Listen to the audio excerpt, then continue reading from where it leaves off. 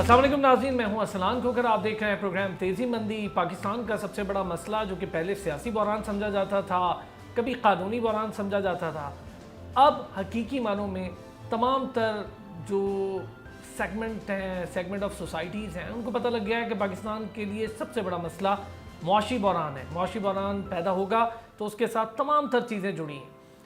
सियासत भी तभी फले फूलेगी, पाकिस्तान भी तभी फले फूलेगा जब आपके मुआशी बहरान पर काबू पाया जा सकेगा। यहाँ पर सबसे बड़े मसाइल महंगाई, ताजरों के लिए अलग मसला, आवाम के लिए अलग मसला, दुकानों का किराया बढ़ेगा, घरों के किराए बढ़ेंगे, आम आदमी की कमाने की सकत कम होती जा रही है, खर्चे बढ़ते जा रहे हैं, महंगाई की शरह अब तक के जो एदाद शुमार हैं ब्यूरो ऑफ स्टेटिस्टिक्स के, वो बताते हैं कि 27 से 28% है। कहने को 27 से 28% है, इससे कहीं ज़्यादा है। इंडस्ट्री की सूरत हाल क्या है, इंडस्ट्री मालिकान किस तरह से सोच रहे हैं, इंडस्ट्री पाकिस्तान में कैसे चलेगी, बिजली महंगी, गैस महंगी और फिर दोनों नायाब भी हैं, ये भी एक मामला है पाकिस्तान के। ट्रेड डेफिसिट बढ़ता जा रहा है, सर्कुलर डेट बढ़ते जा रहे हैं, चाहे वो गैस की मद में हो या फिर वो आपके पावर सेक्टर, एनर्जी सेक्टर का सर्कुलर डेट अब हाथ से बाहर होता जा रहा है। फॉरेन एक्सचेंज रिजर्व्स बहुत तेज़ी से डिक्रीज़ हो रहे हैं। ये हैं बड़े बड़े मामलात। लेकिन इसके बीच में जो पाकिस्तान में टैक्सेशन का मामला है, एफबीआर के हवाले से पिछले 7 माह में एफबीआर अपने अहदाफ हासिल करने में नाकाम रहा। क्यों रहा? कारोबारी तबका क्या कहता है, जिनसे सबसे ज़्यादा टैक्स हासिल किया जाता है, उनके मसाइल क्या हैं और वो अपने मसाइल को किस तरह से हल करते हैं। क्या बतौर स्टेक होल्डर गवर्नमेंट के साथ उनके मामला ठीक चल रहे हैं? अगर चल रहे हैं तो गवर्नमेंट उनकी सिफारिशात पर किस हद तक अमल करती है। आज मैं मौजूद हूँ Rawalpindi chamber of commerce and industry यानी RCCI में। पाकिस्तान के चंद अच्छे बड़े और फाल चैम्बर्स में से है। 1952 में इस्टेब्लिश हुआ, 70 साल हो चुके हैं। तमाम कारोबारी तबका चैम्बर ऑफ कॉमर्स के साथ किस तरह से जुड़ा, आज इस पर भी बात करेंगे। उस तबके की मुश्किलात के हल के लिए चैम्बर ऑफ कॉमर्स क्या किरदार अदा कर रहा है, गवर्नमेंट के साथ किस तरह से ब्रिजिंग हो रही है, इन सारी चीज़ों पर बात करेंगे। जनाब साकिब रफ़ीक साहब Rawalpindi chamber of commerce and industry के प्रेसिडेंट हैं, हमारे साथ मौजूद हैं, क्वाइट यंग शख्सियत है। बहुत शुक्रिया साकिब साहब, कैसे हैं? मैं खैरियत से हूँ। Thank you very much Arsalan साहब for coming over to Rawalpindi chamber. और एक बहुत ही अहम मौजू के ऊपर आपने बात की, मतलब मेरे कहने के लिए कुछ छोड़ा नहीं आपने। दुकानों के किराए से लेके सर्कुलर डेट तक हर चीज़ को आपको पता है क्या मसाइल हैं इस वक्त पाकिस्तान की इकॉनमी को। सो आई थिंक जो हमारी आगे डिस्कशन होगी that will be very much to the point and focused on what are the issues and the solutions of the current scenario of the economy. अच्छा साकिब साहब, सबसे पहले शुरू करेंगे चैम्बर ऑफ कॉमर्स के मामला से। ये बताएं सर, कैसे चल रहे हैं चैम्बर ऑफ कॉमर्स के मामला? आपके जो मेंबर्स हैं बढ़ रहे हैं, कम हो रहे हैं, क्या हालात है? क्योंकि इकॉनमी के हालात, कारोबार के हालात तो कोई अच्छे दिखाई नहीं दे रहे। अच्छा जी, चैम्बर के मतलब आपका होमवर्क बड़ा अच्छा था। हम अपना 17वां साल मना रहे हैं। 7 दहाइयों का ये सफ़र यकीनन बहुत मुश्किलात से भरपूर था। एक कमरे से शुरू होने वाला चैम्बर जहाँ पे आज आप मौजूद हैं, 70 सालों में सिंगल डिजिट मेंबर से शुरू हुआ होगा और आज 13,500 से ज़ायद मेंबरान को हम इस वक्त होस्ट कर रहे हैं। यकीनन ये सफ़र इतना आसान नहीं है जितनी आसानी से मैंने कह दिया। चैम्बर आज चलाना, इस करंट सिनेरियो में चलाना, being a president of the whole region, एक बहुत मुश्किल काम होता जा रहा है। और इस मुश्किल काम की वजह हमारे इंटरनल मैटर्स नहीं है। डेफिनेटली हम लोगों ने बड़ा अच्छा ग्रो किया, बड़ा एक हमारी ग्रोथ हुई है, बड़ी एक्सपोनेंशियल ग्रोथ हुई है। आप अब जिस बिल्डिंग में मौजूद हैं, इसके राइट लेफ्ट और आगे पीछे तमाम एक चैम्बर, एक ह्यूज बिल्डिंग और एक ह्यूज मेंबर्स को लुक आफ्टर कर रहा है। हमारी इंडस्ट्रियल स्टेट है एक प्राइवेट कैपेसिटी में, the only private capacity industrial state in Pakistan that is being managed by Rawalpindi chamber since past 30 years, जिसमें 1400 के करीब यूनिट्स लगाने के, इंडस्ट्रियल यूनिट्स लगाने की कैपेसिटी है। और हम अभी तक कोई 350 से ज़्यादा यूनिट्स वहाँ पे लगा चुके हैं। 400 के करीब अगर हम बोलें तो वो ज़्यादा अप्रोप्रिएट होगा। उस पर मैं लाजमी थोड़ी सी और बात भी हम ज़रूर बात करेंगे उसके ऊपर। अब मुल्क के माशी सूरत हाल जो मुश्किल है तो उसका डेफिनेटली एक अफेक्ट चैम्बर के ऊपर ज़रूर आएगा। मैं जब यहाँ ऑफिस में आता हूँ तो जो LC के मसाइल हैं बहुत ज़्यादा इस वक्त फॉरेन रिजर्व्स बिल्कुल लो लेवल पर आए हुए हैं, तो कई हज़ार कंटेनर्स पोर्ट के ऊपर रुके हुए हैं, गवर्नमेंट उनको रिलीज़ नहीं कर रही है, तो उनमें हमारे मेंबरान के कंटेनर्स भी हैं। सो डेफिनेटली हमें उनको लुक आफ्टर करना पड़ता है। डॉलर रेट की वजह से प्लानिंग नहीं हम कर पा रहे, कोई इन्वेस्टमेंट कर ही नहीं पा रहा। मतलब मैं अगर आपसे आज बात करूं कि यार लेट्स स्टार्ट समथिंग, तो हम क्या प्लान करें, किस रेट पे प्लान करें? इंपोर्टर परेशान है कि मैं कितनी कॉस्ट में मैं प्राइस पे चीज़ मंगवाऊँ कि यहाँ पहुँच के जब मैं क्लियर करा के मार्केट में लॉन्च करूँगा तो बेच भी पाऊँगा कि नहीं बेच पाऊँगा। उससे पहले एक प्रॉब्लम ये है कि मंगवाऊँ तो अलाउ भी है या नहीं जी, और जी। मंगवा लूँ तो कंटेनर कितनी देर फंसा रहेगा, ये भी एक प्रॉब्लम है। ऐसे ही एक बड़ा अब मैं स्टेट बैंक से बात कर रहा था, उनके ऑफिशियल्स हमारे पास मौजूद थे, तो मैंने उनसे सवाल किया कि इस वक्त तो कमोडिटीज़ का कंटेनर पोर्ट पे मौजूद है, ठीक है, आप अभी नहीं तो हफ्ते बाद, नहीं तो 2 हफ्ते बाद उसको क्लियर कर देंगे, ठीक है। व्हाट इफ कि उस इम्पोर्टर ने अगला कंटेनर मंगवाने से इनकार कर दिया, ट्रू, वो बैंक के और स्टेट बैंक के चक्कर लगा लगा के थक गया है, तो एक बिजनेसमैन कहता है कि ओके फाइन, अब तो मेरे जो भी कमोडिटीज़ हैं, दाल कर लें, सब्जी कर लें, बिल्कुल प्याज सही कर बात लें, वो क्लियर हो गया, मार्केट में आ गया, शॉर्टेज होगी, आप एकदम से आपको ऑर्डर आएगा, आप क्लियर कर देंगे। बट व्हाट इफ कि उसने नेक्स्ट ऑर्डर ना दिया, फिर शॉर्टेज होगी, फिर आप क्या क्लियर करेंगे पोर्ट से?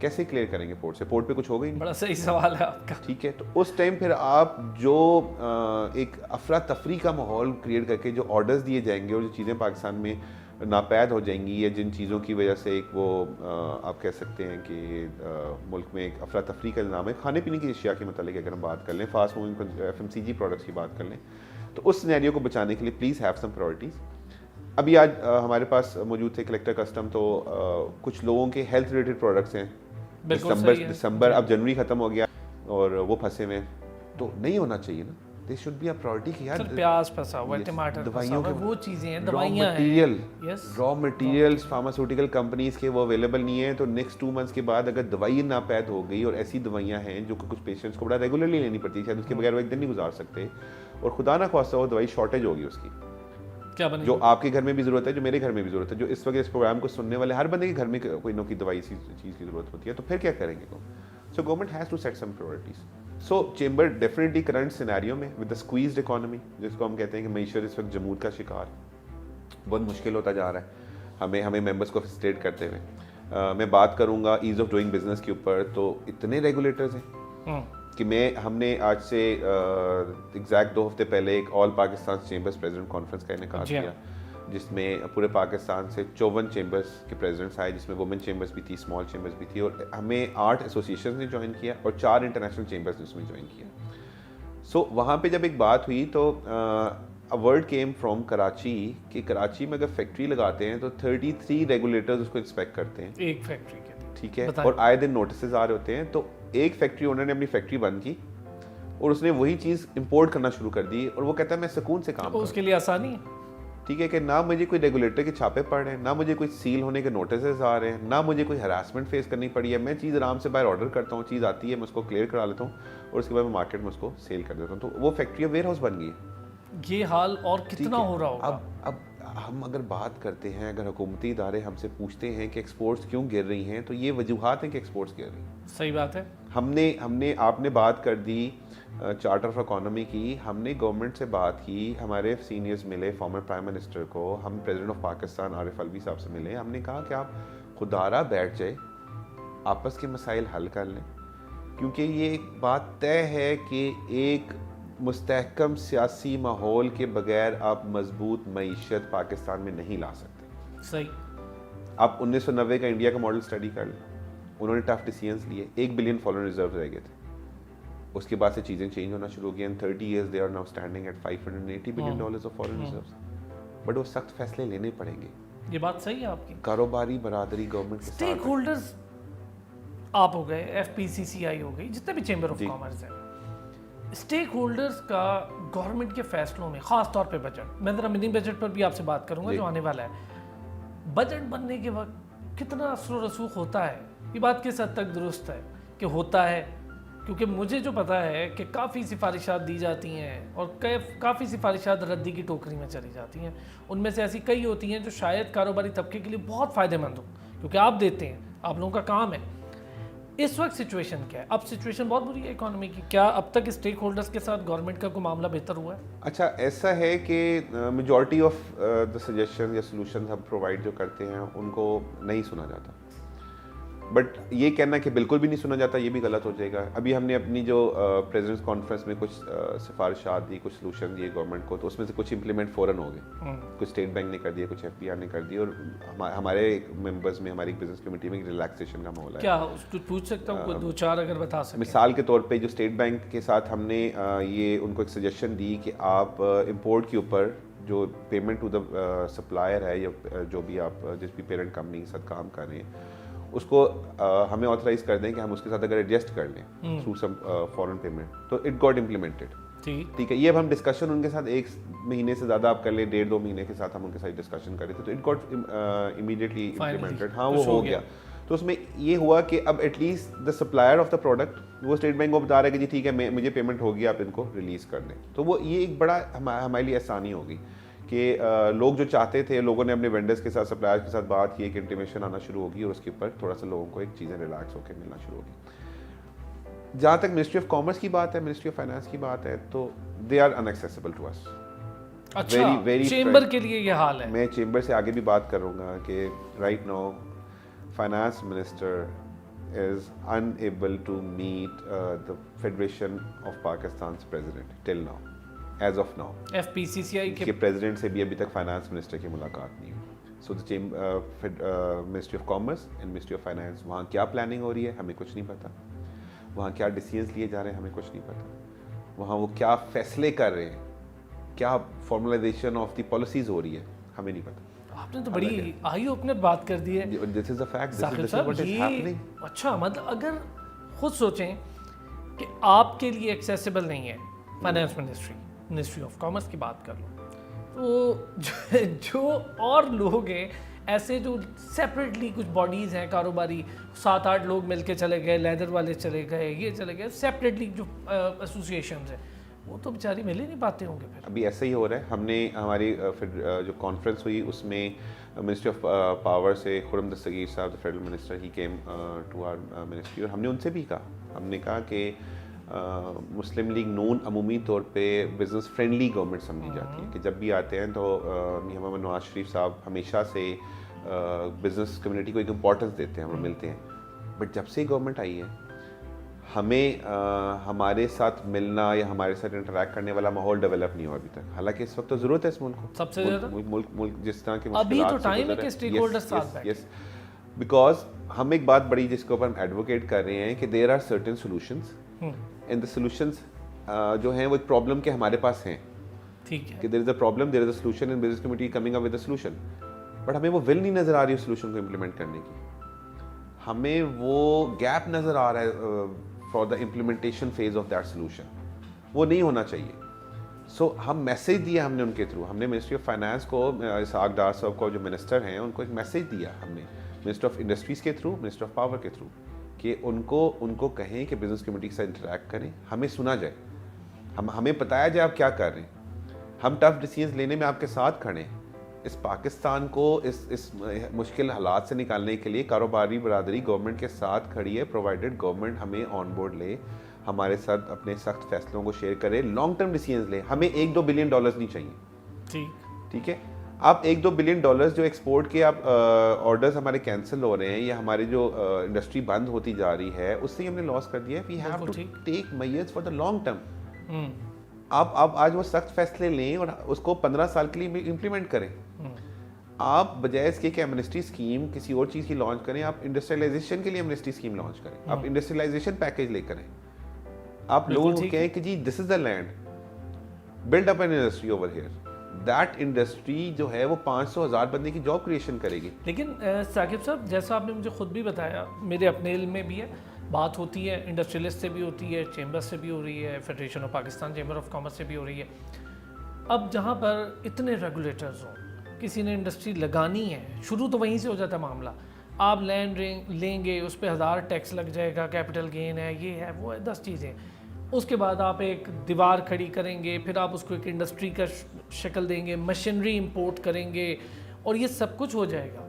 जैसे ना आप उसको स्टार्ट करेंगे, नए लोग आके खड़े हो जाएंगे, कैसे स्टार्ट की, ये क्या था, वो कई लोग इससे भागे, कई लोग। बिल्कुल ऐसे ही हुआ है। तो बिल्कुल ऐसे ही हुआ है। जो अब आपके मतलब मैं सिर्फ ये जानना चाह रहा हूँ, जो चेंबर ऑफ कॉमर्स है उसके पास कई लोग आते होंगे, हम इंडस्ट्री शुरू करना चाहते हैं, हम ये करना चाहते हैं, वो आपका अपना इंडस्ट्रियल पूरा एक जोन है रावलपिंडी का, उसके बारे में मैं आज बात करूँगा ही करूँगा। तो जो नए लोग आ रहे हैं, जो चाहते हैं कि यार पाकिस्तान में काम हो, सरमाया बाहर से लेकर आ रहे हैं, ये तो उनकी बहुत बड़ी बात है।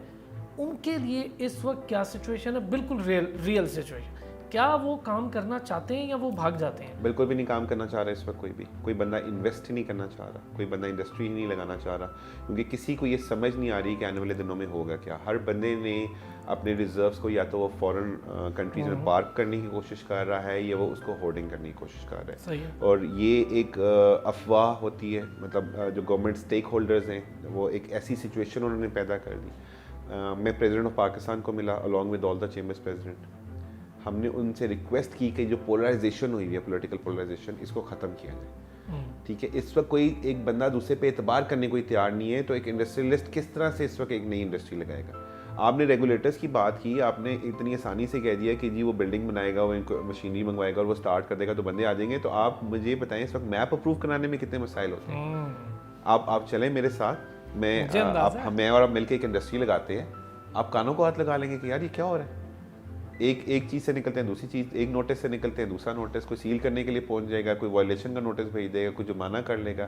आप चीज़ें ठीक भी करना चाहेंगे, लोग आपको करने नहीं देंगे, हर जगह हरासमेंट होती है। मुझे साकिब साहब किसी ने पूछा कि बाहर से कुछ लोग थे, उन्होंने पूछा यार पाकिस्तान में हम देखते हैं इंडस्ट्रियल जोन में कई प्लॉट्स खाली पड़े हैं या फिर वेयर हाउसेस बन गए वहाँ पर, बात तो ये खाली क्यों पड़े हैं? तो आपने उसका जवाब खुद ही दे दिया। ऐसे पहले तो जरा मैप आप पास करवा के दिखाएं, उसके बाद पता चलेगा क्या की मद में, मैप के बाद में फिर मुख्तलिफ रेगुलेटर्स, मतलब वो इस तरह से आ जाते हैं। और वो मतलब मैं तो कहता हूँ कि अगर कहीं पता चले कि यार ये एक इंडस्ट्री लगने लगी है जिसने एक्सपोर्ट करनी है और इस एक्सपोर्ट से वो कीमती फॉरेन एक्सचेंज पाकिस्तान में आएगा जिसकी इस वक्त इस मुल्क को, हमारे मुल्क को ज़रूरत है, सख्त से ज़रूरत है, तो तमाम बंदे उसको एक दिन में अप्रूवल करके उसके दरवाजे पे पहुँचाएँ।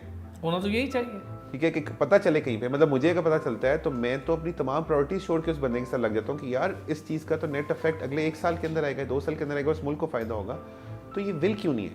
मैं again coming to my point जो मैंने थोड़ी देर पहले मेंशन किया, मैं इसको रिपीट करूंगा। द सॉल्यूशंस आर देयर, ठीक है, the implementers are there, but there is the gap of the will. कौन फुलफिल करेगा? The government. ठीक है, government has to take measures. आपने उठाई ये बहुत दफ़ा, तो मुझे पता है आप लोग बात करते हैं। हमने अभी क्या रिस्पॉन्स क्या मिलता है? रिस्पॉन्स ही तो नहीं मिल रहा जो हम, मतलब ये आज का ख़राब करना नहीं है चीज़। अगर एक्सपोर्टर इस वक्त भाग रहा है, एक्सपोर्ट्स डिक्लाइन की सूरत में जा रही हैं या कॉस्ट ऑफ डूइंग बिजनेस इतनी ऊपर जाया जा रहा है, तो क्या गवर्नमेंट को नजर नहीं आ रहा था कि अगले 1 साल बाद क्या होना है? सही बात। क्या किसी ने नहीं बताया था कि यार आपकी इस पॉलिसी के दूरस्थ नताइज क्या होंगे? हम आज भी कहते हैं हालात बिल्कुल ख़राब नहीं हुए, हालात ठीक हो सकते हैं। अल्लाह का शुक्र है पाकिस्तान हैज़ द कैपेसिटी। हमने टफ से टफ हालात देखे, पूरी दुनिया कोविड से तबाह हो गई थी, हमारी इकोनॉमी निकल आई, हमारी गवर्नमेंट की बहुत अच्छी प्लानिंग थी। हमने सैलाब देखा, हमने ज़लज़ले देखे हुए, हमने दहशतगर्दी का सामना किया। इस कौम ने, इस मुल्क ने, इस सरजमीन ने, मैं कहता हूँ ये कौम सोना है, ये मुल्क सोना है। हमने तमाम मुश्किलात का सामना किया है और हम सुरखरू होकर बाहर निकल आए। अभी कोई खुदा ना ख्वास्ता नेचुरल डिजास्टर आ जाता है तो आप मेरे साथ चले जाएं या आप खुद भी चले जाएं तो आप ट्रैफिक ब्लॉक में फंस देंगे। कितने डोनर्स चले जाते हैं वहाँ पे, बिल्कुल ठीक बात। ट्रक की लाइनें लगी होती है, हर बंदा अपनी पर्सनल कैपेसिटी में लग जाता है। तो हम कैसे बाकी मामला ठीक नहीं कर सकते? बात का सिलसिला जारी रखते हैं। बड़े इंपॉर्टेंट मरहले में ये बात दाखिल हो चुकी है, एक छोटा सा ब्रेक।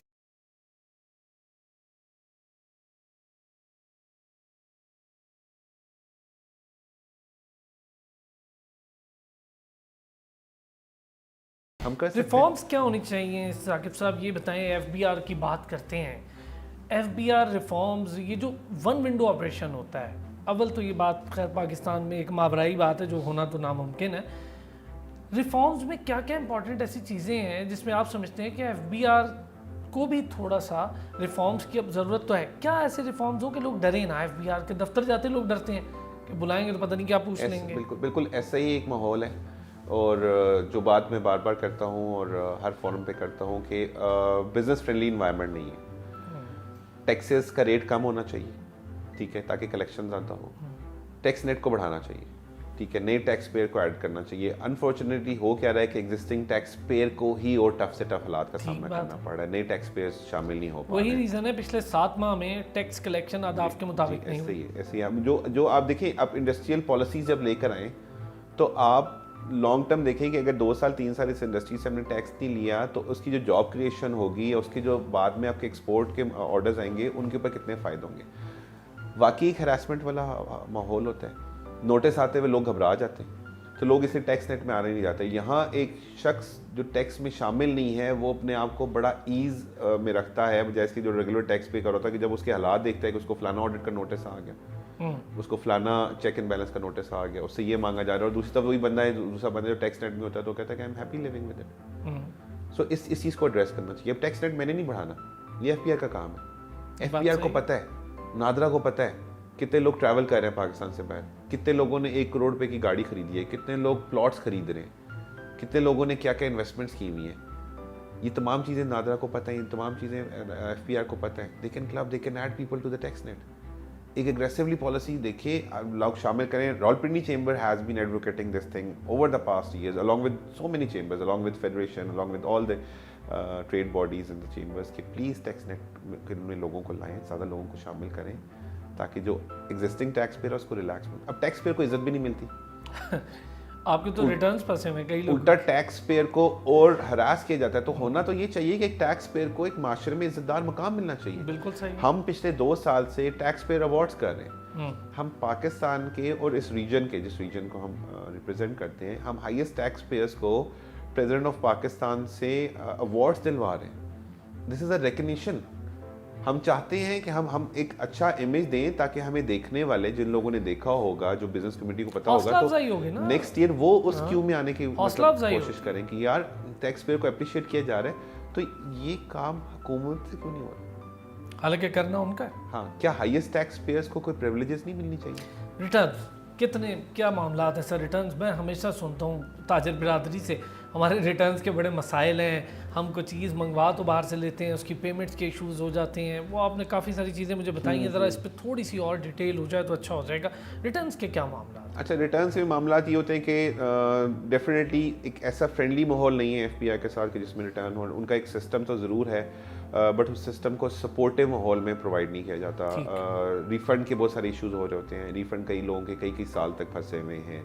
हमने हमेशा उनसे बात की, हमारे लोकल जो रीजनल ऑफिसेस हैं उनके साथ भी हम बैठ के बात कर रहे होते हैं कि एक माहौल फ्रेंडली बनाया जाए, ठीक है, कि जब कोई बंदा आए तो उसको बड़े अच्छे तरीके से सुना जाए, उसके इश्यूज़ को एड्रेस किया जाए। बट लोअर लेवल पे हरासमेंट वाला माहौल नहीं ख़त्म हो रहा।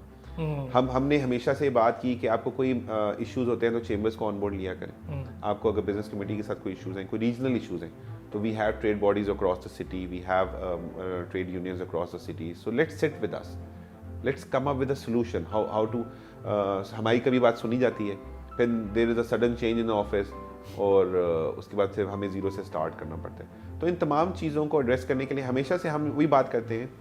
हमने इंटरव्यू के स्टार्ट में ये बात की स्टेक होल्डर्स को इन्वॉल्व करने के लिए। सो स्टेक होल्डर्स को इन्वॉल्व किए बगैर जब भी कोई डिसीजन होगा, जब भी कोई एसआरओ इशू होगा, ठीक है, तो वो डेफिनेटली स्टेक होल्डर्स की रिजर्वेशन होंगी उसके ऊपर। अब मैं यहाँ बैठा हुआ, मैं एक ऐसा एसआरओ बना दूँ जो आपके ऊपर इम्प्लीमेंट होता हो, बट आपकी मुशावरत ही ना हो उसमें, आपकी विल ही ना शामिल हो, जैसे जीरो रेटिंग वाला मामला, कोई भी हम मामला उठा के देख लें। मतलब माजी में ऐसे बहुत सारे एसआरओ आए कि जिसके ऊपर बाद में फिर हमने उनको बड़ी मेहनत करके रिवर्स कराया। उस एसआरओ पर तो बड़ी रिजर्वेशन ऐसे ये 2-2 साल लगे, 1 साल लगे, बट क्या इम्प्लीमेंटेशन करते वक्त किसी ने सोचा कि यार मुशावरत की जाए? जो बात हम कर रहे हैं कि आज मिनिस्ट्री ऑफ फाइनेंस या मिनिस्ट्री ऑफ कॉमर्स क्या प्लानिंग कर रही है, business community is totally out of all that discussion. बड़ी वैसे हम सॉल्यूशंस देना चाहते हैं, हम साथ खड़े होना चाहते हैं। जाहिर है, देखिए आपने कारोबार पाकिस्तान में करना है, आप लोग तो स्टेक्स हैं पाकिस्तान के साथ। हमें मालूम है गवर्नमेंट टफ हालात से गुजरी है। हम जानते हैं कि इस वक्त हुकूमत को क्या मसाइल का सामना करना पड़ा है। हम ग्लोबल रिसेशन को देख रहे हैं, हम पाकिस्तान के डिप्लीट होते हुए फॉरेन रिजर्व्स को देख रहे हैं। हम मगर इनको बेहतर करने के लिए हम आप हमारे साथ दें, हम करते हैं इसको बेहतर, बट आप हमारा साथ दें, हम आपको बताते हैं। हम नहीं मुल्क ठीक करने को, बाहर से तो नहीं आएगा ना ठीक करने के लिए। यही बिजनेस कम्युनिटी इस मुल्क को ठीक करेगी, यही एक्सपोर्टर्स इस मुल्क को ठीक करेंगे, यही ट्रेडर्स जो हैं, ये इंडस्ट्रियलिस्ट जो इस मुल्क को ठीक करेंगे। बट खुदारा हमें काम करने दीजिए। कितनी कैपेसिटी है सर इंडस्ट्रियल जोन की रावलपिंडी के? अभी जो करंटली हमारी प्राइवेट ओन इंडस्ट्रियल स्टेट है, उसमें तो we can have some 900 to 950 more industrial units over there, हम बना सकते हैं। और उसको एक्सपैंड भी कर रहे हैं, हम बढ़ा भी रहे हैं। उसके लिए हम एक लिंक रोड के ऊपर भी काम कर रहे एग्जिस्ट कितने करते हैं? हैं। अराउंड 400 तकरीबन जी, 400 के करीब एग्जिस्ट करते हैं। कुछ इन प्रोसेस है कंस्ट्रक्शन के, कुछ वहाँ पे कंप्लीट हो चुके हुए हैं। तो 1400 में से आप कह लें कि 400 के अराउंड इस वक्त इन प्रोसेस हैं, या आप कह लें इन वर्किंग कंडीशन है, और कोई 950 to 1000 के करीब और स्पेस है। प्रोडक्शन यूनिट्स का क्या हाल है सर? प्रोडक्शन यूनिट्स का हाल को बहुत अच्छा नहीं है। कॉस्ट ऑफ डूइंग बिजनेस बहुत ऊपर चला गया। हम अभी कुछ देर पहले स्टडी कर रहे थे, तो हॉस्पिटलिटी सेक्टर को बात कर लें अगर, कि नॉर्मली हॉस्पिटलिटी सेक्टर में जो किसी भी यूनिट का जो मेन एक्सपेंस होता है वो HR होता है, ठीक। बट पाकिस्तान में किसी भी यूनिट का जो मेन इस वक्त एक्सपेंस आ रहा है वो यूटिलिटी बिल्स आ रहा है। तो इस बढ़ते हुए यूटिलिटी बिल्स के साथ एक इंडस्ट्री बंद होते हुए उसको 2-2 लाख रुपए के बिल आ रहे हैं। वो बंदा अभी स्टार्ट ही नहीं किया हुआ, वो इन द प्लानिंग फेज है, उसने कुछ करना है, या उसने किसी वजह से उसके माली हालात ख़राब हो गए, उसने फैक्ट्री बंद कर दिया, तो उसको 2-2 लाख 2.5 लाख रुपए के फिक्स बिल्स आ रहे हैं, तो सालाना 25-30 लाख रुपए कहाँ से देगा? तो प्रोडक्शन यूनिट जो चल रहा है वो किस कॉस्ट पे प्रोड्यूस करेगा? अभी तो ठीक है, हम एक इंपोर्ट बेस्ड इकोनॉमी में है। हम सारों के पास तमाम प्रोडक्ट्स, हम नट्स से लेके हर चीज़ इंपोर्ट कर रहे हैं और बना रहे हैं, मतलब other than sir raw material मंगवाते हैं, केमिकल्स मंगवाते हैं, फिर एक प्रोडक्ट बना के वही मार्केट करते हैं। और इंटरनेशनल कंपटीशन तो भूल ही जाए ना, चाइना आपके साथ बैठा है, वो इंटरनेशनल कंपटीशन में उसकी कॉस्ट ऑफ बिजनेस इतनी कम होती है कि वो $1 में 4 चीज़ें बेचता है। आप $2 की एक चीज़ बेचेंगे तो कौन नहीं कर सकते। तो वो कॉस्ट ऑफ यूटिलिटीज़ को कम होना चाहिए। अगर इंडस्ट्रियलाइजेशन सपोर्ट करनी है, जो आपने बात की कि मैन्युफैक्चरर क्या करेगा, तो उसको easy access to the raw material होनी चाहिए। मतलब if he is asking anything from abroad तो वो आना चाहिए। फॉरेन डायरेक्ट इन्वेस्टमेंट को बहुत अच्छे तरीके से लाने के लिए रेगुलेटर्स और लाइसेंसिंग की चीज़ों को ख़त्म करना चाहिए। अगेन मॉडल स्टडी वहीं आ जाए, वन विंडो ऑपरेशन वाली बात। जी, अगर फॉरेन डायरेक्ट इन्वेस्टमेंट लानी है, अब रेंटल रिडीम की बात कर लें, एक नया टैक्स इंपोज कर दिया गया।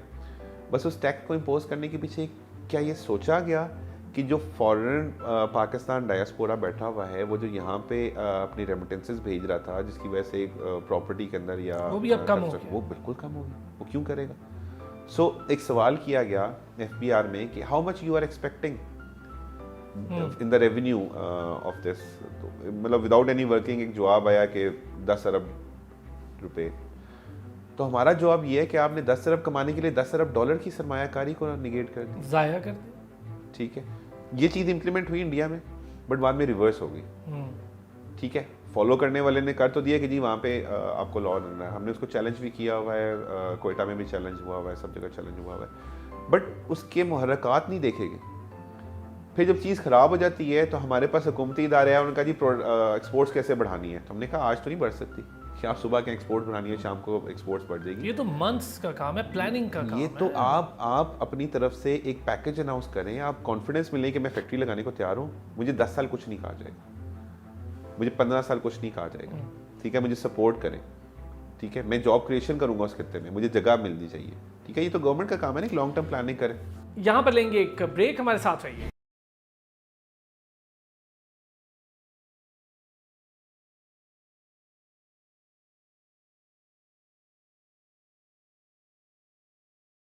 यही बात, अब एक बंदा है, उसने अगर फ़र्ज़ करें कुछ भी टैक्स दें, 2 लाख रुपया एक हम अज्यूम करते हैं, 25 विंडोज़ पे वो बेचारा किसी पे 10,000 देगा, किसी पे 15,000 देगा, किसी पे थक जाएगा, फिर उसको एक बंदा हायर करना पड़ेगा। सबसे बड़ा मसला अब ये है कि आप पूरी हायर करेंगे टीम, वो आपकी टैक्सेशन देखेगी, वो एक नया मामला है, उसको सैलरी देनी पड़ेगी, टैक्स भी देना पड़ेगा। तो इस चीज़ से बचाने के लिए कितनी बार बात हुई होगी कि भाई आप 2 लाख ले लें, एक विंडो पे ले लें, आपकी मर्जी, आप जिसको मर्जी डिस्ट्रीब्यूट कर दें, हमसे 2 लाख ले लें 2 करोड़ ले लें, लेकिन आप एक जगह लें। ऐसे ही है, बिल्कुल। मैं exactly this is the problem कि बिजनेसमैन को ईज़ ऑफ डूइंग में नहीं कोई हम फैसिलिटेट कर रहे हैं, उसको दफ्तरों के चक्कर लगाने पड़ रहे हैं, उसको मुख्तलिफ लॉयर्स हायर करने पड़ रहे हैं, उसको प्रॉब्लम्स वो फेस करनी पड़ी हैं जो उसको नहीं फेस करनी चाहिए। मतलब मैं वही बात कर रहा हूँ कि अगर मैं कोई इंडस्ट्री लगाना चाहता हूँ तो the regulators should be forthcoming towards me कि यार ultimately the Pakistan is going to benefit from whatever I am doing, और अगर मुझे कोई टैक्स जमा कराना है तो उसको बड़ा फैसिलिटी के साथ जो उसको जो भी फ़ी वगैरह जमा करानी है सब कुछ हो जानी चाहिए, मगर मुख्तलिफ दफातर के चक्कर लगाना, मुख्तलिफ लाइसेंसेस के पीछे भागना, आए दिन इश्यूज हो जाना with the regulators on the pricing on the production register कराने का भी थोड़ा सा एड अप कर ले, वो कितना मुश्किल मरहला हो सकता है। वो कदरे कुछ आसान है कंपनी रजिस्टर, SECPS वो थोड़ा सा ऑनलाइन सिस्टम है, प्लस वो कोई इतना मुश्किल मरहला नहीं है वो, लेकिन उसको प्रैक्टिकल फेज में लाना बहुत मुश्किल है। जब आप उसको लेकर आएंगे ऑन ग्राउंड, जब लेकर आएंगे, जब आप प्लॉट के ऊपर आप फैक्ट्री बनाने लगेंगे, जब आप उसके नक्शे को प्रूव कराने के पीछे जाएंगे, जब आप दफ्तरों के चक्कर आपको लगना, फिर डिले इतना हो जाता है। Can you imagine a delay of 6 months आपकी कॉस्ट ऑफ कंस्ट्रक्शन कितनी इंक्रीज कर रहा है, और जो आपका होल्डिंग सरमाया वो भी वो डिप्लीट हो रहा है, वो खत्म होता जा रहा है ना। मतलब आज अगर 1 करोड़ पे आया तो साल बाद आप समझेंगे वो 70 लाख रहेगी। तो अगर आपने आज बिल्डिंग बना ली तो 1 करोड़ की बना ली, साल बाद आप 70% बिल्डिंग बना सकेंगे। और अगर खुदा ना खास्ता दरमियान में आपके पास सरमाया खत्म हो जाता है तो फिर आप क्या करेंगे? ना वो फैक्ट्री लग सकेगी, ना पीछे सही बात है। यस, डेफिनेटली वो कोलैप्स करेगा। सो समवेयर समहाउ ये तमाम सॉल्यूशंस गवर्नमेंट ने हमें देने, मतलब अब आसानियां हमारे लिए सरकार ने देनी है। अब मैंने आपको कराची की सिंध की मिसाल दी, 33 बंदे इंस्पेक्ट करने आ जाते हैं। कैन यू गेस आउट के इस्लामाबाद में कितने रेगुलेटर्स हैं? 118। दिस इज अ स्टडी, ठीक है। Pakistan institute of development economy ने स्टडी किया, और जब मुझे पता चला तो मैं भी, जिस तरह से आपका रिएक्शन आया था, मेरा भी ऐसा रिएक्शन आया। और ये पाइड की स्टडी है जी, पाइड की स्टडी है। 118 रेगुलेटर्स हैं, CDA। सो वो क्या काम करेगा, किस माहौल में वो काम कर रहा होगा, या कितनी डिफिकल्टी से वो काम कर रहा होगा। 118 डिफरेंट माहौल के लोग, डिफरेंट डिपार्टमेंट के लोग, वो आपसे आगे, हर किसी का मिजाज अलग है। फिर कहीं मुट्ठी भी गर्म करनी पड़ जाती है ना आपको। तो पाकिस्तान में तो बड़ा मामला है ये। वो एक अलग बात, वो कॉस्ट वो है जो आपको नजर ही नहीं आनी, और आपने वो रखनी साइड पर है जो आपके बिजनेस से अलग है। कौन करेगा ऐसे में बिजनेस? साकिब साहब, ऐसे में तो वाकई लोग परेशान होंगे। ये बताएं सर, पिछली गवर्नमेंट की थोड़ी सी बात करता हूँ, फिर इस पे आते हैं हम वापस। वज़ीर ख़जाना तब्दील होते रहे, असद उमर से लेकर शौकत तरीन साहब तक, क्या फ़र्क पड़ा? और क्या कोई काम पिछली गवर्नमेंट में इससे बेहतर हो रहा था जो इस वक्त हो रहा है? मिफ्ता इस्माइल से इसहाक डार तक की जो एक फेस हम देख रहे हैं, तो क्या पिछली गवर्नमेंट के जो वज़राए ख़जाना थे डिफरेंट, तो क्या जैसे प्रीमिजरी नोट की असद उमर साहब ने बात की, रिफंड्स फंसे हुए, ये तो हम प्रीमिजरी नोट के ज़रिए वो मामला चला लेंगे, हुआ तो वो भी कुछ नहीं। खैर, क्या फ़र्क पड़ा सर? ये जो मसाइल मैं और आप डिस्कस कर रहे हैं, इसमें कुछ फ़र्क पड़ा था? पिछली गवर्नमेंट में कुछ थोड़ा बहुत बेहतर हुआ था? एक्चुअली पिछली गवर्नमेंट जो थी वो, उन्होंने वादा तो काफ़ी किया था कि हम बहुत सारी तैयारी के साथ आ रहे हैं, we are coming up with a very good economic plan, but जब वो आए तो ऐसा कुछ नज़र नहीं आया। इकॉनमी के लिए जो रिफॉर्म्स लाने चाहिए थे, मैं आपको अभी let me quote the words of the former prime minister के once he was out of the office, तो उन्होंने हमारे सीनियर के साथ एक मीटिंग में ये कहा कि मेरे से गलती हो गई, मुझे इंडस्ट्रियल पैकेज लाना चाहिए था, मुझे कंस्ट्रक्शन पैकेज नहीं लाना चाहिए। कंस्ट्रक्शन में बहुत तवज्जो दी, ठीक है, उन्होंने बहुत तवज्जो दी, बट उन्होंने ये रिग्रेट किया 3.5 साल बाद कि इंडस्ट्रियल पैकेज लाना चाहिए। तो निकल गया था। हाँ, निकल गया वक्त। तो हमने करंट गवर्नमेंट को कहा कि आपका वक्त तो नहीं निकला ना, आप तो अभी हैं, आप कर लें इंडस्ट्रियल पैकेज लें। हम बात करते हैं प्राइवेटाइजेशन की। क्या वो इदारे जो कई अरब रुपया हमारा सालाना लेके जा रहे हैं और जो गवर्नमेंट के ऊपर बोझ बने हुए हैं, अब पिछली गवर्नमेंट अब कह रही है कि जी इदारे प्राइवेटाइज होने चाहिए। अब 17-18 इदारों के नाम भी हम सुन रहे थे। अब वो 3.5 साल में उन्होंने तो नहीं किया किसी को privatise, but once they are out of the office उनको प्राइवेटाइजेशन याद आ गई। ठीक है, तो उनसे सवाल किया गया कि आपने प्राइवेटाइज क्यों नहीं किए? अच्छा चले, उन्होंने नहीं किए तो हम करंट गवर्नमेंट को कहते हैं आप प्राइवेटाइज कर दें। हम अभी कहते हैं कि आप जो अरबों डॉलर जिस भी को दे रहे हैं, आप चाहे वो स्टील की मद में दे रहे हैं, आप चाहे वो PIE की मद में दे रहे हैं, आप चाहे वो रेलवेज की मद में दे रहे हैं, हो सो है जिधर भी आपका जितना है वो हमारा टैक्स मनी है ना, वो हमारा टैक्स मनी आप दे रहे हैं, तो आप उनको प्राइवेटाइज करें, अपने बोझ उतारें, खत्म करें, सादगी अपनाएं। एयरपोर्ट देने से बेहतर है कि आप उन इदारों को प्राइवेटाइज अपने इदारे कट ऑफ करें, अपने इदारे। देखिए, जब हमने चीज़ों को ठीक करनी है तो पहले आप अपनी तरफ से ठीक करना शुरू करें, फिर मुझे बताएं तो मैं मेड इन पाकिस्तान चीज़ भी लेना शुरू करूंगा, बट पहले आप मेड इन पाकिस्तान चीज़ के ऊपर हैं। आप ये प्रोटोकॉल्स खत्म करें जितने भी होते हैं, आप जो भी सादगी अपनाना शुरू करें, क्रॉस द बोर्ड कहें जी सादगी अपनाना शुरू कर दें। गवर्नमेंट ठीक है सोलर पैनल्स के ऊपर चलेगी कि जी हम बिजली की मद में, ऑयल के इम्पोर्ट बिल को कम करने के लिए आप मेजर्स लें। ठीक है, हम तो गवर्नमेंट को कहते हैं कि हम साथ हैं, हमें बताएं, बट हम उसके लिए अब वो बात करते हैं एक मजबूत इंफ्रास्ट्रक्चर डेवलप होना चाहिए मेट्रोस का, लॉन्ग टर्म डिसीजन ले लेना। अब again saying, Delhi has one of the very good transport system of the world. जी ठीक है, बस नेटवर्क है, रेलवे नेटवर्क है। ठीक है, अब मैं यहाँ से इस्लामाबाद जाना चाहूँगा तो मेरे पास ऑप्शन तो है, चलो I can take metro, but मैंने अगर कहीं और जाना है मैंने कलर सईदा जाना है, मैंने गुजर खान जाना है, मैंने टेक्सला जाना है, तो आई डोंट हैव, मुझे अपनी गाड़ी लेके जानी पड़ेगी। तो लॉन्ग टर्म अभी से डेवलप करें कि लोग बसेस के ऊपर जाना शुरू करें, सही है, ताकि आपका oil import bill Aahista Aahista कम हो, ये एक दिन में नहीं कम और होगा। शहरों में गाड़ियों का प्रेशर भी कम हो, यस आपके पास पार्किंग स्पेस भी नहीं। ऐसे ही आई नो उसके लिए कई बिलियंस चाहिए होंगे, बट जो आप कई बिलियन बाद में ऑयल की मद में खर्च कर रहे हैं, आप सोलर के ऊपर अपनी चीज़ों को लेकर आए, आप न्यूक्लियर एनर्जी के ऊपर चीज़ों को लेकर आए, आप विंड एनर्जी के ऊपर चीज़ों को लेकर आए, ये तमाम मैय्यज़ अभी से लेना शुरू करें। हमें बताएं क्या करना है चाहिए, सोलर्स लगाने चाहिए, जो पोल्यूशन के ऊपर आपके ऊपर जो है रेगुलेटर्स हैं उनको, उनके साथ काम करना चाहिए कि जो चीज़ें हैं हम ठीक करें इस मुल्क को। अच्छा, ये जो इंटरबैंक और ओपन मार्केट, इसका बड़ा फर्क रहा है, 40 रुपए आपने खुद भी जिक्र कर दिया। ये उस टेन्योर में जिसमें अब तो चले उन्होंने कह दिया, खुद ही मान लिया कि 150 से ऊपर ही डॉलर के हालात अब रहेंगे, और तो हो गया गवर्नमेंट की तरफ से भी। लेकिन जो इंटरबैंक और जो ओपन मार्केट, इसके फ़र्क ने कितनी मुसीबत डाली रखी, क्योंकि आप तय तो कर लेंगे कि जी इंटरबैंक में इतना है, फिर आपने बाहर से चीज़ में वो कंटेनर्स जो फंसे हुए हैं उनका यही मामला बन रहा है कि मंगवाते किसी और रेट पे हैं, निकलते किसी और रेट पे हैं।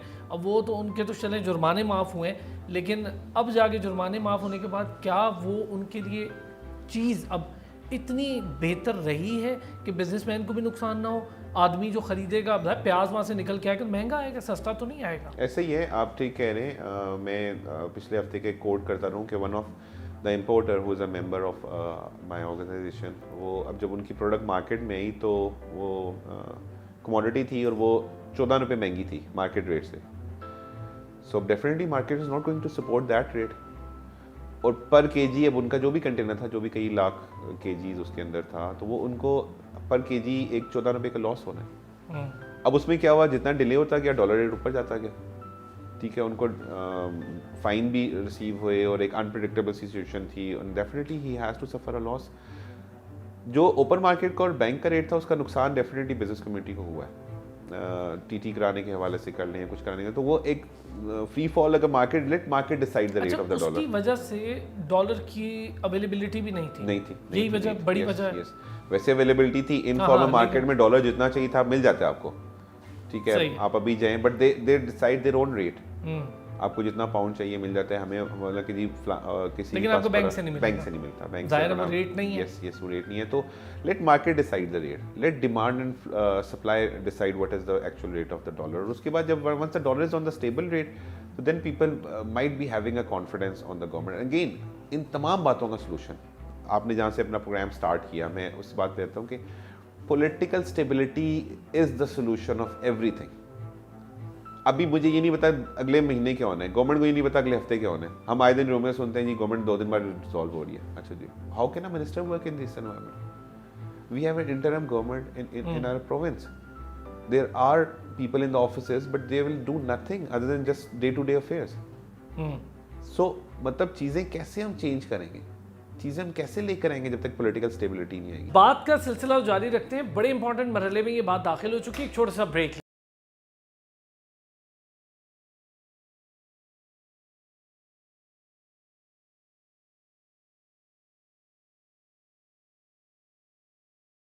अच्छा साकिब साहब, पॉलिसी बड़ा इंपॉर्टेंट, सबसे इम्पॉर्टेंट मरहला होता है किसी भी मुल्क में बेहतरी या रिफॉर्म लाने के लिए, या फिर कोई ऐसी चीज़ जो आउट ऑफ कंट्रोल, उसको कंट्रोल करने के लिए पॉलिसी होती है। इमरान खान साहब की जब गवर्नमेंट थी तभी मैं प्रोग्राम्स में ट्रेड पॉलिसी का बहुत जिक्र करता था। लंबा अरसा गुजर गया, 21-22 महीने गुजर गए, कोई ट्रेड पॉलिसी वाज़ेह नहीं हुई। फिर जो हुई उस पर इम्प्लीमेंट होते होते उसकी मंजूरियाँ होते होते वो टाइम निकल गया। अब ये गवर्नमेंट बड़े शॉर्ट टेन्योर के लिए है।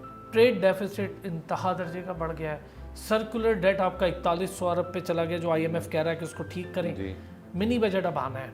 अब इन पर हम थोड़ी सी स्टेप बाय स्टेप बात करते हैं। पहले ट्रेड पॉलिसी और ट्रेड डेफिसिट। ट्रेड डेफिसिट बढ़ेगा, आपको नुकसान, सेलर को बिल्कुल, परचेज मैं कर रहा हूँ, भरूंगा मैं, मुझे नुकसान। कैसे चलेगा? ये तो कंजम्पशन मार्केट थी, कंजम्पशन पावर ही ना रही कंज्यूमर के पास बेचारे की, तो कैसे बिकेंगी चीज़ें? Again, very alarming situation for the whole economy of Pakistan. Definitely जब गवर्नमेंट एक शॉर्ट टर्म पीरियड के लिए आएगी तो how can they implement things जो कि एक लॉन्ग टर्म के लिए आएगी। पॉलिसीज़ के हवाले से में मसला क्या आ रहा है? पॉलिसीज़ के हवाले से में मसला ये आ रहा है कि एक पॉलिसी आती है and there is a sudden change in the government and the policy is gone by. अब देख लीजिए कि इस वक्त जब इंडस्ट्रियल पैकेज के ऊपर ख़त्म हुआ, नया घर के ऊपर चीज़ गवर्नमेंट ने ख़त्म किया, तो लोगों की कंस्ट्रक्शन रुक गई, प्रोजेक्ट डिलीवर ही नहीं कर पा रहा एक बंदा। सही है, इन्वेस्टमेंट वहाँ पे डेड हो रही है। So the change in policy has to be stopped, और एक पॉलिसी का तसलसल रहना चाहिए। ये एक बड़ी डिमांड है हमारी कि whosoever is in the office, हाँ 5 साल के लिए तो कम से कम छोड़ें पॉलिसी को, फिर देखें ना उसके रिजल्ट्स क्या आते हैं। अब मैं कहता हूँ पॉलिसी सबके साथ मुशावरत करें। मैं कहता हूँ IMF के साथ भी जो बात करनी है, तमाम पॉलिटिकल पार्टीज बैठ के बात करें।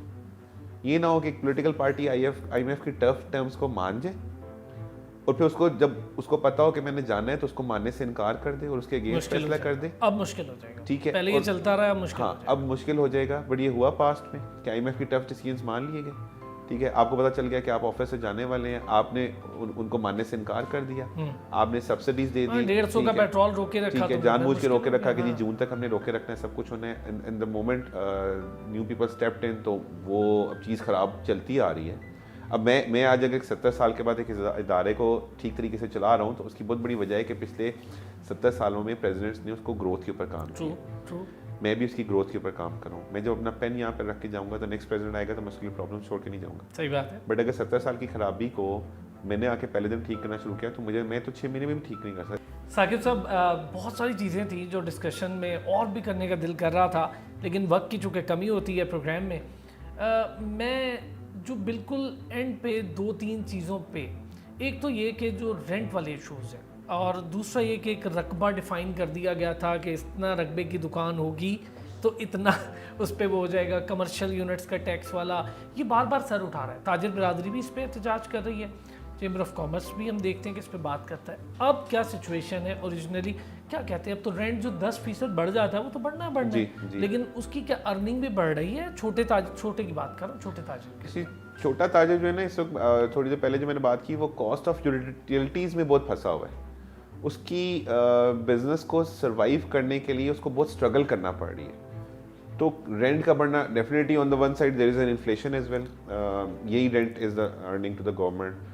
बट उसके साथ जो एग्रीमेंट करना चाहिए वो एक ऐसा एग्रीमेंट करना चाहिए कि उसको ईज ऑफ ऑपरेशंस के मद्देनजर रखते हुए कि अब आप देख लीजिए कि आप और मैं इस वक्त पिछले साल के यूटिलिटी के बिल्स को इस साल से कंपेयर ही नहीं कर सकते, ठीक है। अब हम बात करते हैं दूसरे मुल्कों की, आप अपनी नेबरिंग कंट्रीज में चले जाएं या आप कहीं भी चले जाएं, आज आप अपने घर का बिजली का बिल देखें और आप थाईलैंड में कोई आपने बांग्लादेश, ठीक है, बांग्लादेश देख लें, बिल्कुल दूर जाने की जरूरत नहीं है। उन्होंने अपनी इंडस्ट्री को टारगेटेड सब्सिडीज के तहत सेट कर लिया, अब उनको जरूरत ही नहीं subsidy. So whatever the rentals are to be increased, एक गवर्नमेंट को ये जो भी इदारा है, whosoever, Pindi has different regulator, development authority, Islamabad has different regulator authorities, they should be interacting with the people. They should be seeing कि यार they are the taxpayers, they contribute towards the exchequer, the economy of the Pakistan. So उनको relax करना चाहिए। अब आप खुद देख लें, अभी I don't know मिनी वेड में बिजली कितनी महंगी होती है। IMF is also asking towards बिजली 20 से 25 रुपए तो सुन रहे हैं। बट क्या हमने लॉसेस को कम करने के ऊपर कभी काम किया? हम फिर बात करते हैं, बार बार मेंशन कर रहे हैं, लाइन लॉसेस को कम करें, सिस्टम अपग्रेड करें, चलें ठीक है, थेफ्ट को कम कर लें। अब in our neighbouring country the theft was around 30%, जब हमारा भी 22-23% पे आ गया, but they did the privatisation, तो थेफ्ट जो है वो सिंगल डिजिट में आ गया। So the gap is the profit of the company ना। वो जो थेफ्ट है वो पैसे में और आप दे रहे हैं, वो बंदा दे रहा है जो बिजली का बिल रेगुलर अदा कर रहा है, और एक बंदा जो बिजली का बिल अदा नहीं कर रहा, उसका भी हम भर रहे हैं। हाँ, उसको कोई चेक एंड बैलेंस ही नहीं हो रहा। बहुत शुक्रिया साकिब रफीक साहब, Rawalpindi chamber of commerce and industry के प्रेसिडेंट हमारे साथ मौजूद थे। बहुत सी चीज़ें, बहुत सी जहतों पर बात हुई, पाकिस्तान इकॉनमी के मसाइल, इंडस्ट्रियल इशूज़ पे बात की, उसके साथ साथ जो चेंबर ऑफ कॉमर्स के मसाइल हैं किस तरह से हैं, कैसे आगे बढ़ेंगे, गवर्नमेंट इनके साथ कैसे बात करती है तो कहाँ तक बात होती है, आज आपने सुन लिया। ताजिर तबका हो या फिर हम ख़रीदने वाले लोग हों, हम सब के लिए मुश्किलात हैं। आने वाला बजट यानी मिनी बजट और जो मेजर बजट होगा उसमें क्या कुछ होगा, क्या कुछ नहीं होगा, इस पर आज बात हुई। बहुत शुक्रिया, अगले हफ्ते फिर होगी आपसे मुलाकात, अपना ख्याल रखें।